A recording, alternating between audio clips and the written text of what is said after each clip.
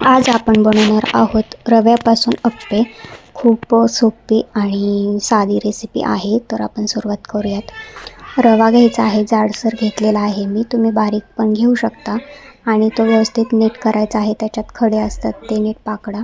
नीट करून झाल्यानंतर मी दही घेतलेला आहे पातेल्यामध्ये आणि 4 ते 5 चमचे दही आहे आणि त्याच्यात तो रवा टाकायचा आहे. मिक्स करायचं आहे चांगलं. मिक्स करून थोडंसं पाणी टाकायचं. जेवढं पाणी टाकल ते ऑब्झर्व करून घेतं. तर पाणी जास्त काही टाकायचं नाही, फक्त आपल्याला भिजवायचं आहे. आणि 5 ते 10 मिनटं आपण असंच झाकून ठेवायचं आहे. तोपर्यंत आपण कांदा, टोमॅटो आपल्याला जे व्हेजीस आवडतात त्याप्रमाणे तुम्ही टाकू शकता.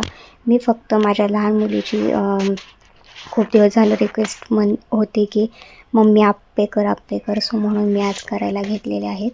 आणि हे झटपट होतात. आपल्याला काही पीठ वगैरे तांदळाचं ते मी केलेलं नाही. तर मी याच्यामध्ये टाकलेलं आहे बारीक चिरलेला टोमॅटो, कांदा आणि कोथिंबीर. हे टाकून मिक्स करायचं आहे व्यवस्थित. आणि परत आपल्याला 5 ते 10 मिनटं झाकून ठेवायचं आहे.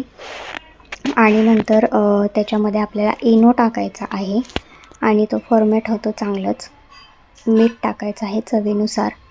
आणि इनो टाकल्यानंतर बघा लगेचच खूप छान फुलतं ते पीठ. आणि इनो टाकल्यानंतर काही टेस्टलेस होत नाही.